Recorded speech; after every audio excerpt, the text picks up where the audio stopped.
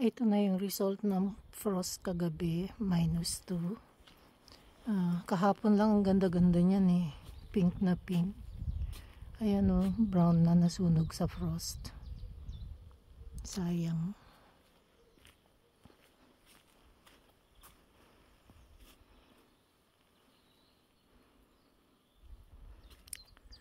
Tapos itong white,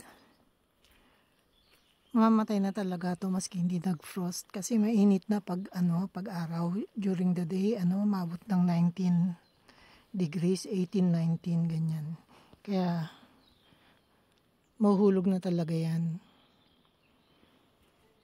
Ayan para siyang snow. Pero maganda pa rin. Pero ito nakakapanghinayang. Hindi na yan babalik. Tapos na yan.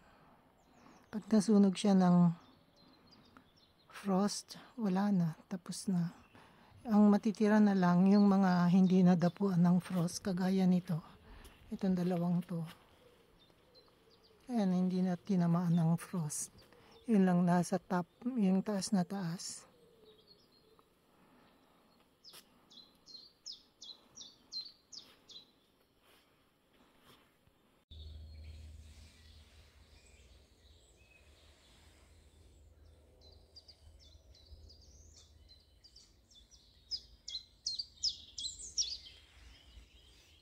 Ito na siya, nasa baba na ako. Inspection ang tawag ko dito. Yung ibang part na green, hindi na talaga matatanggal na unless nalalagyan ko siya ng suka. No? So, ganito na siya kalinis. Ganito ko siya gustong gamitin. Tapos lalagyan ko rin, ibabalik ko rin itong mga pasong ito eh. Yan.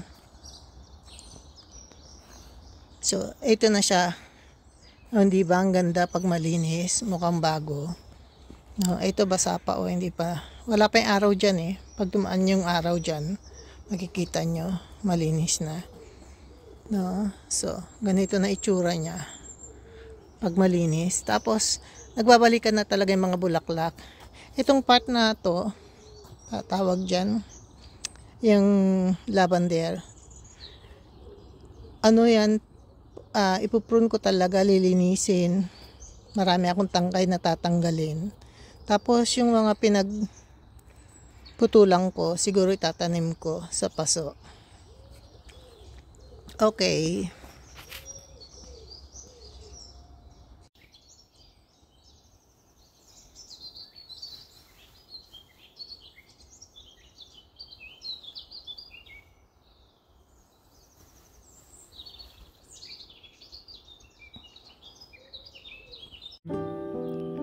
Dito sa rose garden ko, sa likod na likod,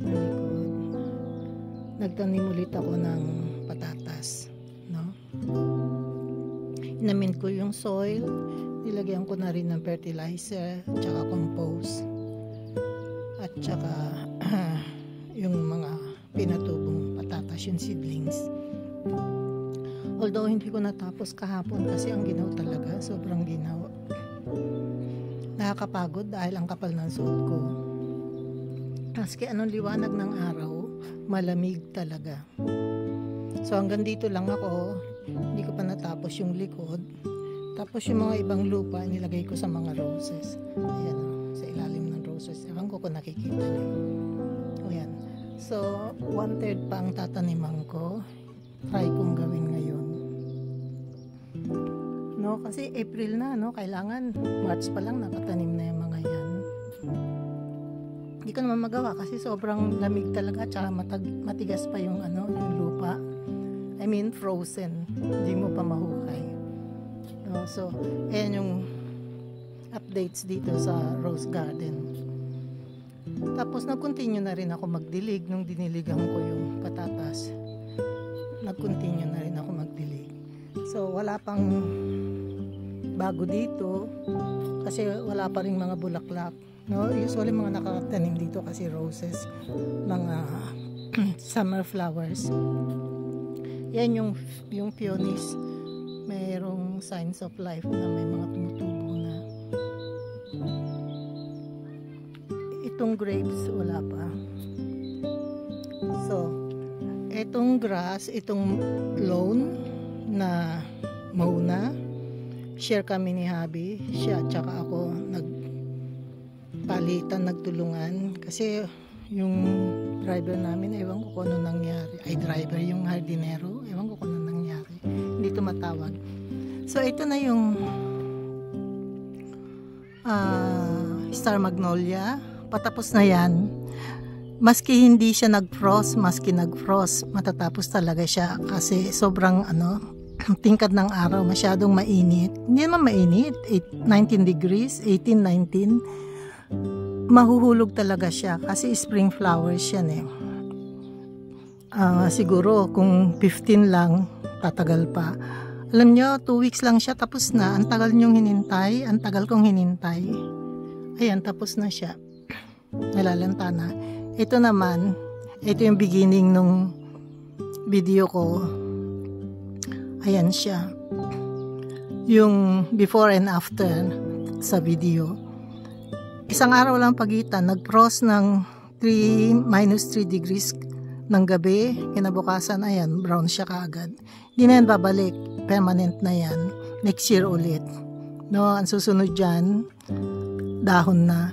Pero yung mga hindi tinamaan, pero yung pinakita kong picture, hindi pa ito tinamaan eh. Ngayon, ayan na, nag-brown na din. Kasi kagabi, -3. Grabe. So, ito na tayo. Dahan-dahan nang nagkakaroon ng kulay itong garden. Kasi yung grass, hindi ko pa siya nalagyan ng fertilizer. Kaya ko hindi pa nilalagyan kasi hindi pa umuulan. Kailangan pag-ulan, pag nilagyan siya. Or else, kailangan mo siyang diligan ng masib, talagang didiligan mo ng matagal, mahabang oras. Okay lang naman kasi libre naman yung tubig namin dahil galing sa pump, hindi siya, kumbaga sa Pilipinas nawasa. So, ito na yung changes ng ginawa ko. Ano ko lang yan, 1 hour kong ginawa. Nakakapagod, pero worth it kasi ang ganda. No? Tapos, tumigil ako dyan, siguro mga 10 minutes ko lang yung gagawin. Dito ginawa ko na ito. Natapos ko na. Ayan o. Hindi makita kasi yung araw. Hindi talaga makita. Sayang. No? So, well anyway. Ito na yung bago sa garden. Nag-amend na ako ng lupa. Ayan yung isang sako. Bali 2 sako, ito 1 sako, ito rin 1 sako. Ito pang tomato, ito pang chili. So yung pang tomato 2 times kong gagawin. Ito may kasama siyang coco peat. Ayan o, yung brown. Pag binabad mo sa tubig, dadami siya, lalaki siya. No? Nilagyan ko na rin ng fertilizer, ng eggshell, ano pa nilagay ko, at saka Epsom salt. No? So, hindi ko pa natatapos lahat, pero yung mga strawberries na tanim ko na, naayos ko na. Ayan o. Bagong tanim lahat yan. Inayos ko lang, pero hindi na ako bumili. Yan yung mga last year na nilinis ko tsaka tinanim ko ulit. Ito yung mother plant ng lavender. May mga videos ako niyan, short at tsaka long video. Ewan ko kung showing na, hindi ko na maalala. Tapos ito na yung mga hyacinth, yan yung mga spring flowers. Ang iingay ng mga ibon. Ito yung mga pots ng chilies, yung malalaki pots ng tomatoes, no? So, pupunta pa ba tayo sa likod? Palagay ko hindi na. Papakita ko lang yung rhododendron na mulaklak. Ito palagi na una yung kulay pink. Ayan o. Ang sobrang tingkad ng araw, mga siguro 10 o'clock in the morning dito. Kaya, maingay ang ibon kasi mga gutom eh. Pero, nilabas ko na yung inuman nila. Ayan o, pag nauhaw sila. Ayan na yung kanilang inuman, yung bird bath. At saka, ito na yung iba pang spring flowers. So, actually, walang bago dito. yung roses, itong rose, nagumpisa pa lang, tsaka yung mga ibang roses dyan. So, ito na itsura ng garden. Pag natapos na yan, ang susunod, dito na, nandito na tayo. Lipat tayo dito. Ibang climate area din to. Full sun din ito, pero mamayang hapon pa. Sa umaga, konti lang araw dito. Yan yung star magnolia, ito yung fuchsia, Japanese magnolia, tsaka ito yung sakura. Yung sakura, layo tayo para makita natin ang maganda. Ayan o. Close up muna natin. Ayan siya pag close up. Ito siya pag close up.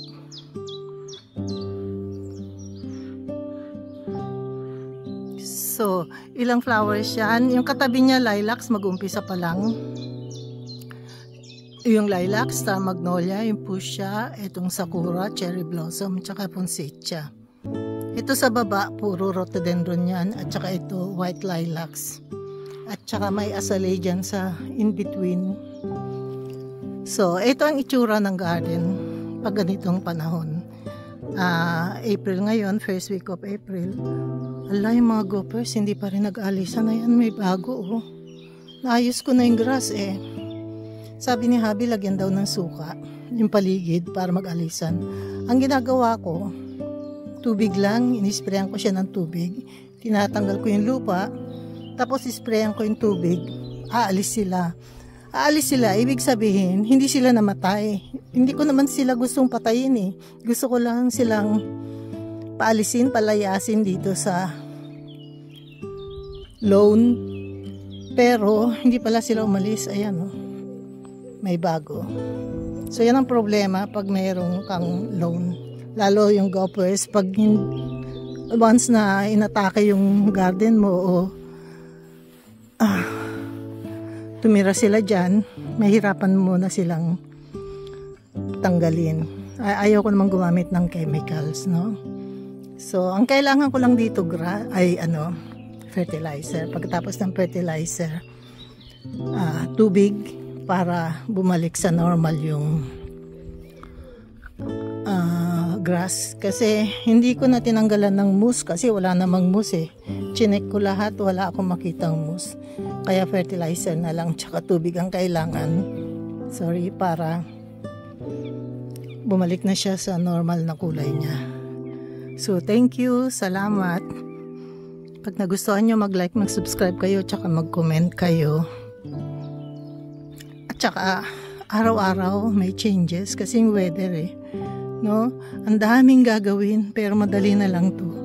Ang daling gawin kasi una-una malinis na yung terrace. Ayan, no? Ito na lang ang i-sprayan ko. Pag na-sprayan na yan, tapos na yan. Tatago na yung pressure, ano ba yan? Water pressure o pressure water or pressure cleaner or water pressure. So, may mga ibon na rin sa taas. Ang dami na nagliliparan. Tsaka maingay talaga ibon gantong panahon pag kasi ano ba yan? Nesting time, feeding time, pag spring, tapos pag summer, nag-aalisan na sila. Yung iba hindi na umaalis, taga dito lang. Thank you, salamat. Bye-bye and God bless.